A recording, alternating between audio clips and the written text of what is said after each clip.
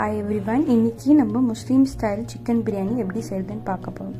10 kg rice and 8 kilo கறிக்கு வந்து சிக்கனுக்கு வந்துட்டு 18 கிலோ ஆகுது. ஸோ 20 கிலோ டபரா எடுத்துக்கோங்க. அடுப்பில் வைக்கிறதுக்கு முன்னாடி 2 லிட்டர் எண்ணெய், ஆனியன் ஒரு 5 கிலோ, பட்டை, லவங்கம், ஏலக்காய் 100 கிராம் சேர்ந்து எல்லாத்தையுமே ஒன்றா போட்டுக்கோங்க. அதுக்கப்புறமேட்டு அடுப்பில் எடுத்து வச்சோன்னே நல்லா ப்ரௌனாக ஆகுற வரைக்கும் அதை நல்லா வதக்கணும். நல்லா ஒரு கோல்டன் கலர் வரணும். ஸோ இந்த மாதிரி கோல்டன் கலர் வரணும். பச்சை மிளகா ஒரு 100 கிராம் போட்டுக்கோங்க.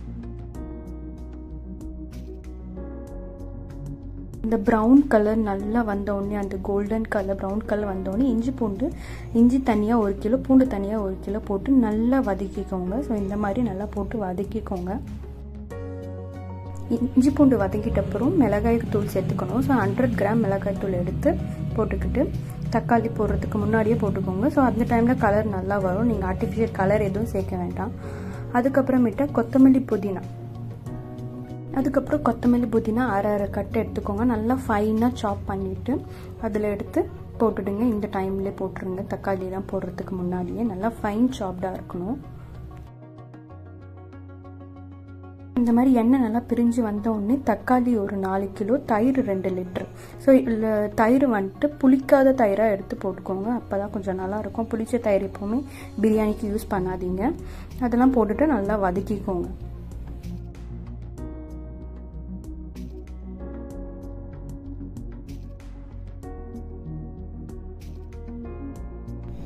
ஸோ தக்காளி நல்லா வதங்கின உடனே நம்ம ஒரு 1.5 லிட்டர் அளவுக்கு தண்ணி ஊற்றிக்கணும்.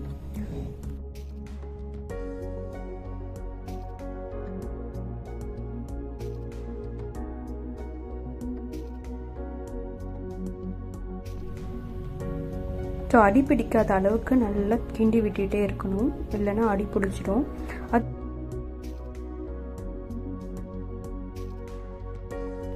அதுக்கப்புறமேட்டா உப்பு, டாட்டா சால்ட் பாக்கெட் இருக்குங்க, அதில் ஒரு 1/4 பாக்கெட் வந்து உப்பு போடுங்க. அதுக்கப்புறம் உங்களுக்கு தேவையானது அளவுக்கு நீங்கள் போட்டுக்கோங்க. எப்போவுமே உப்பு கொஞ்சம் சுருக்குன்னு, காரம் உப்பு எல்லாமே கொஞ்சம் சுருக்குன்னு இருந்தால் ரைஸ் போட்ட அப்புறம் நார்மலாக ஆகிடும்.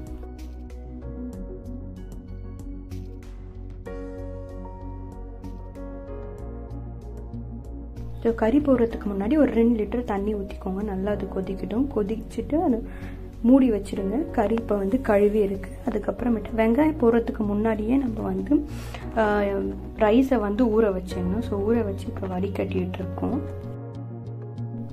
ஸோ சிக்கன் போட்டுட்டாங்க. ஸோ சிக்கன் போட்டதை நான் கவர் பண்ண முடியல. சிக்கன் வேக ஒரு 5 to 10 மினிட்ஸ் தான் ஆகும். ஸோ அது அப்புறமேட்டா நல்லா கிண்டி விட்டுக்கோங்க. அடிப்பிடிக்காத அளவுக்கு ஒரு 5 மினிட்ஸ் 10 மினிட்ஸ் சென்று இந்த மாதிரி நல்லா கிண்டி விட்டுக்கோங்க. ஸோ இன்னொரு பக்கம் வந்து ஒலை கொதிக்க வச்சிடணும். அதில் வந்து உப்பு, கொத்தமல்லி, புதினா, பட்டை, கிராம்பு, ஏலக்காய் எல்லாமே போட்டுட்டு ஊற வச்சு அரிசி எடுத்து காடை தண்ணியில் போட்டோடனே தண்ணி நல்லா வடிஞ்சிடும். அந்த துணியோடையே அந்த ஒலையில இறக்கணும். ஸோ 50% வேக வைக்கணும். அந்த துணி எடுக்கக்குள்ள தண்ணி நல்லா வடிஞ்சிடும். அப்புறம் நீங்கள் அப்படியே எடுத்துகிட்டு வந்து அந்த பிரியாணி கொதிக்கிற மசாலாவில் நீங்கள் போட்டுடலாம்.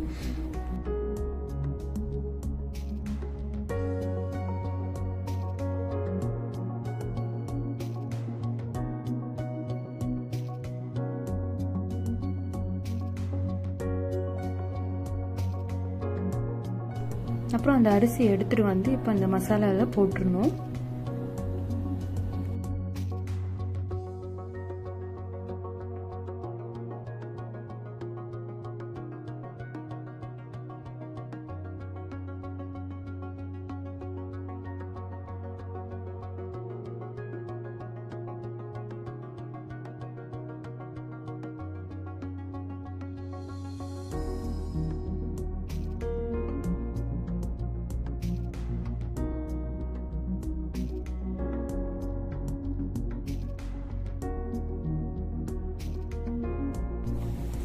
இந்த அரிசியெல்லாம் போட்ட பிறகு 4 பக்கமும் கிண்டி விட்டுருங்க. ரொம்பவும் கிண்டாதீங்க, அப்புறம் அரிசி உடஞ்சிடும். பாஸ்மதி அரிசி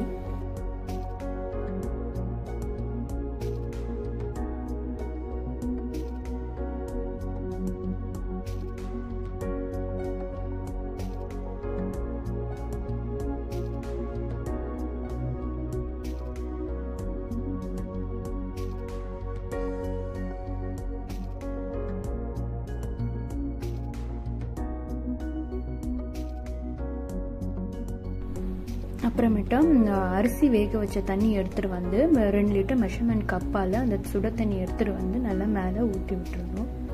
அதுக்கப்புறமேட்டா மூடிடணும், தம்முக்கு விட்டுடலாம்.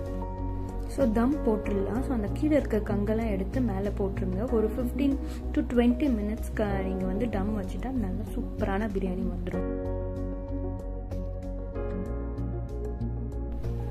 ஸோ 20 மினிட்ஸ்க்கு அப்புறம் நீங்கள் ஓப்பன் பண்ணிங்கன்னா நல்லா சூப்பரான பிரியாணி இருக்கும். அதுக்கப்புறமேட்டா நல்லா ஒரு பெரட்டுங்க. ரொம்ப பெரட்டுனீங்கன்னா உடஞ்சிரும். நல்லா பொலன்னு இருக்கும். கீழே இருக்க மசாலாவை அப்படியே தூக்கி மேலே போடுற மாதிரி பெரட்டுங்க.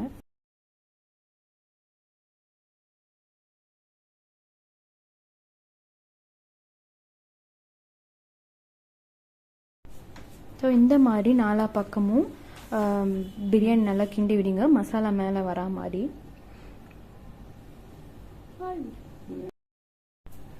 ரைஸ் நல்லா சூப்பராக ரெடி ஆயிடுச்சு. ஸோ சூப்பரான பாய் வீட்டு பிரியாணி ரெடி. வாங்க எல்லாரும் சாப்பிடலாம்.